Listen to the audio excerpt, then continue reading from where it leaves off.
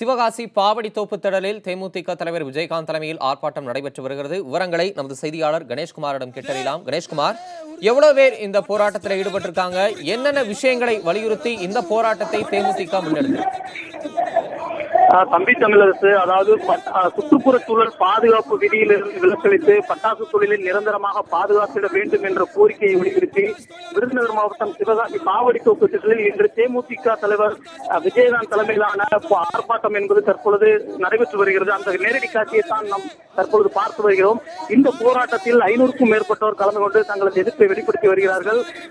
ஏற்கனவே இந்த சுற்றுப்புற சூழல் பாதுகாப்பு விதியிலிருந்து விலக்களிக்க கோரி கடந்த 25 நாட்களாக பட்டாசாலைகள் அனைத்தும் மூடப்பட்டு தொடர் வேலைநிறுத்த போராட்டத்தில் ஈடுபட்டு வருகிற நிலையில் அந்த போராட்டம் என்பது வாபஸ் பெறப்பட்டது.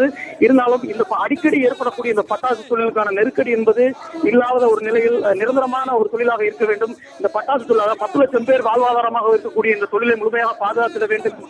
பல்வேறு கோரிக்கைகளை வலியுறுத்தி இந்த ஆர்ப்பாட்டம் என்பது நடைபெற்று வருகிறது. இந்த ஆர்ப்பாட்டத்தில் விஜயகாந்த் தலைமையில் நடைபெறுகிறது. அந்த காட்சியை தான் நாம் தற்பொழுது நேரடியாக பார்த்து வருகிறோம்.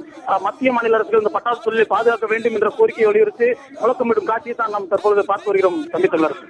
சிவகாசியில் விஜயகாந்த் தலைமையில் தற்போது பட்டாசு தொழிலை பாதுகாத்திட வலியுறுத்தி ஆர்ப்பாட்டம் நடைபெற்று வருகிறது. இதன் தற்போதைய தகவல்களை வழங்கியமைக்கு நன்றி கணேஷ்குமார்.